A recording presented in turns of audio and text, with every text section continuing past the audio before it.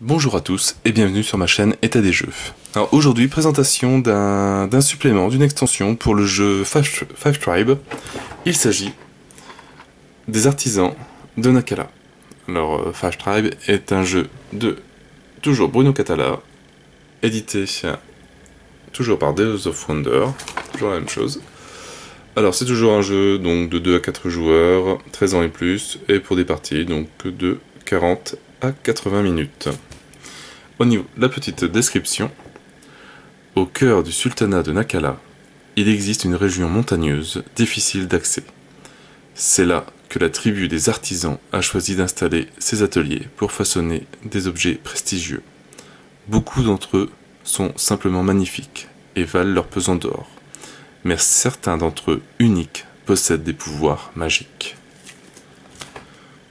Alors, niveau... qu'est-ce qu'il y a à l'intérieur? Donc on a des artisans, des montagnes, 6 nouvelles tuiles, 18 objets, 4 nouveaux jeans, des campements, et je pense que j'ai fait le tour.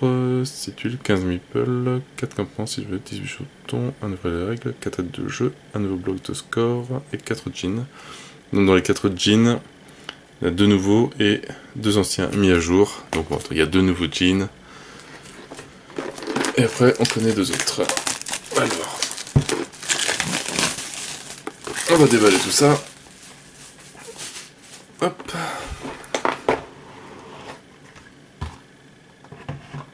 Qu'est-ce qu'on a à l'intérieur? Donc on a, forcément au début, le livre de règles.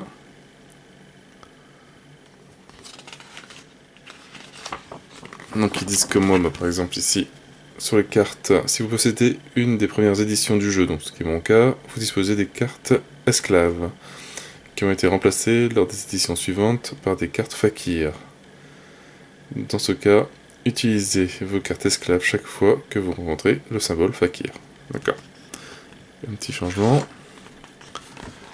La mise en place, donc le placement sur les tuiles des montagnes. Nouveauté, le contrôle de tuiles. La nouvelle tribu, les artisans, donc les violets. Les nouvelles actions, le marché spécialisé, la crevasse, les nouveaux objets magiques précieux, et là les objets magiques, donc le cimetière ardent, et les nouveaux djinns. Alors, on va voir tout ça un petit peu. En tout cas, ça se dépunch très très bien. À peine saisi que ça tombe. Voilà, les nouveaux terrains. Toujours double face. Donc, toujours aussi magnifique. Les objets. Une deuxième tuile.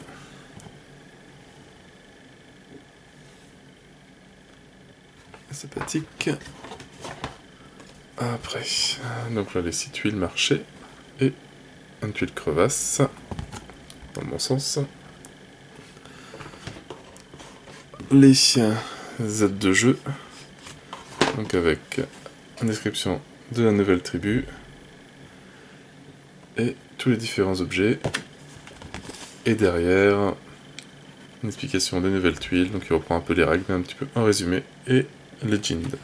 Donc on retrouve Boaz en nouvelle version, Geb et Candisha, qui est une nouvelle version aussi.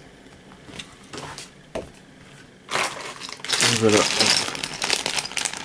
les montagnes,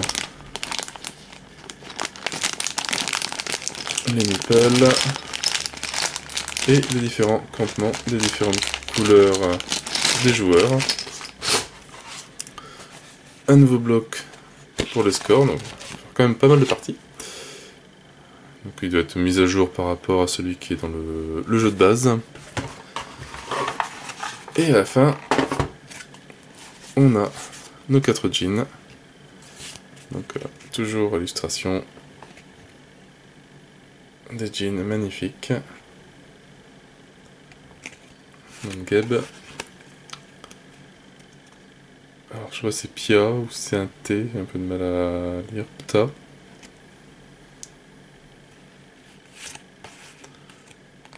Boaz. Et Candisha. Donc ils doivent remplacer forcément les jeans de la version initiale du jeu. Donc voilà, bon, j'ai pas de grand chose d'autre à montrer. Je vais pas refaire une partie juste pour montrer le mécanisme du jeu. Bon, quoi que... Allez, on va faire fun. On va s'en faire un petit plateau juste pour montrer comment ça marche, les montagnes et les campements. Comme ça au moins, on aura bouclé la boucle des suppléments de Five Tribe. Donc je vous dis à tout à l'heure. Alors voilà, donc j'ai placé le terrain avec les nouveautés de l'extension, la première extension, les artisans de Nakala. Donc pour ceux qui ne connaissent pas le jeu, je vous conseille plus d'aller voir ma première vidéo qui explique la mise en place normale du jeu. Là c'est vraiment une vidéo spécifique sur les nouveautés, sur la nouvelle extension. Donc déjà on passe sur un carré de 6 sur 6, avec au milieu on a les dalles qui correspondent aux artisans. En plus la crevasse. Donc l'ordre, tout ce qui est ordre de jeu ne change pas, il y a juste quelques petites nouveautés, comme celle-ci, chaque joueur a un campement. Donc un campement, ça se place donc, comme les chameaux. Au lieu de placer un chameau sur la case, une fois qu'elle est vidée de ses meebles, enfin qu'on y arrive et qu'on la vide, on place un campement. Et au niveau des points de victoire, on compte tous les terrains qui sont rouges, qui sont autour du campement. Ça fait donc, là le terrain vaut 5, donc plus 1, plus 1, plus 1, plus 1 et plus 1, donc 5, 6, 7, 8, 9 et 10. Il voudrait 10 points. Voilà, une petite nouveauté. Après, qu'est-ce que l'on a? On a des nouveaux meeples. Les violets qui sont les artisans. Donc là, si jamais on arrive, par exemple, hop, on prend ces trois-là, on en met un là et un ici. On prend les trois artisans, donc on les place avec ceux qu'on garde, donc il y a les vizirs et les sages. Et ça permet de tirer, on a une nouvelle pile d'objets, enfin une première pile d'objets magiques. On prend 3 objets parce que j'ai récupéré 3 meeples. On les regarde. Donc dedans, voilà, ça ramène 9 points, ça ramène 7 points, et ça 5 points. On garde celui qui nous intéresse, caché, et les deux autres, on les jette, on les défausse. Ça c'est une nouvelle façon d'avoir des nouveaux points. Donc on a le nouveau terrain, la crevasse, où personne ne peut traverser la crevasse, ni les assassins, etc. Personne ne peut y aller.